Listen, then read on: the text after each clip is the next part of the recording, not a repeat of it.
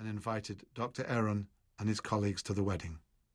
The conclusion is that with the right person, specific body language, and mutual self-disclosure, you can bring about strong feelings of love and intimacy.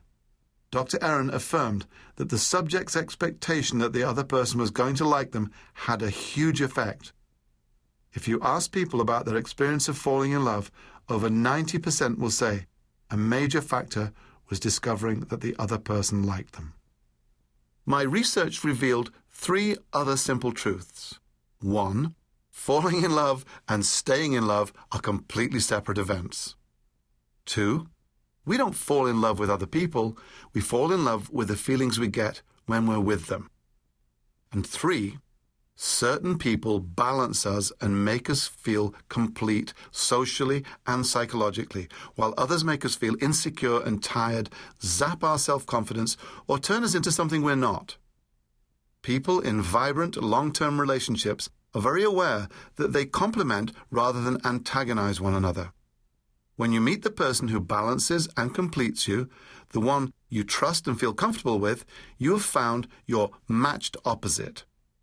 I coined this term because it describes the way you and your partner fit together or click, and when it happens, you both know it. Being with this person is simultaneously an indescribable joy and an enormous relief.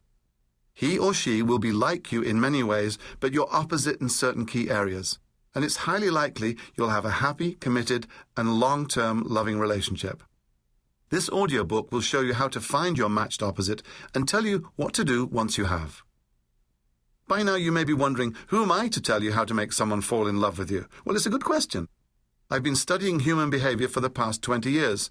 For the last 14, I've been a master practitioner of Neuro-Linguistic Programming, or NLP. This discipline examines how, without thinking, we use words to empower or demoralize ourselves and others. By the time we're about 13 years old, most of us have developed fixed patterns of thinking. In fact, we've learned to think without thinking. We act and react in predictable ways. Every day we go out into the world and experience it through our 5 senses, then put that information into words. It's a process called making sense, and it goes like this. You put your experiences into words. Your words become thoughts. Your thoughts become ideas. Your ideas become actions. Your actions become habits. Your habits become your personality, and your personality becomes your destiny. As you get older, the same old processing patterns are still playing themselves out, but the pace has accelerated. In romance, he rejects you and whammo, a predictable and useless response. I feel bad, I'm going home to eat ice cream and watch some sitcoms with the dog. Or she turns up late because she hit traffic and whammo, a predictable and useless response. I can't stand it when I'm kept waiting, damn it. If you're unhappy with how certain aspects of your life are playing out, the best way to fix them is to make adjustments at the thinking without thinking level that's responsible for the problem. You've got to get back to the put your experiences into words level, also known as your self-talk. That interior dialogue we all have with ourselves.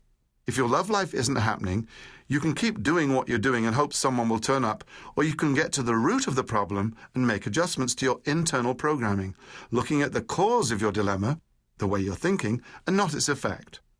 These adjustments will make a difference in the way you act and respond and will eventually transform your destiny. I earned my NLP credentials studying with the method's 2 founders, Drs. Richard Bandler and John Grinder, in New York, London, and Toronto. Before that, I worked for 25 years as a freelance fashion and advertising photographer. What I learned both as a fashion photographer and as a student of NLP led me to write a couple of books on turning first impressions into lasting relationships, one for the social arena and one for the business world. But when it comes to this audiobook, my best credentials are that after a few years of missteps, I was lucky enough to find my matched opposite more than 35 years ago after each of us had come out of unhappy marriages. As a teenager, I was the guy that almost never got the girls. Fortunately, I was ambitious and I was optimistic. I joined a rock group, I learned to ride a horse, and got a part-time job delivering wedding cakes to hotels. As I met more and more people, I soon figured out it's not what you think, it's the way that you think it. It's not what you say, it's the way that you say it. And it's not what you do, it's the way that you do it. Before long, I was attracting and connecting with girls, but I learned the hard way that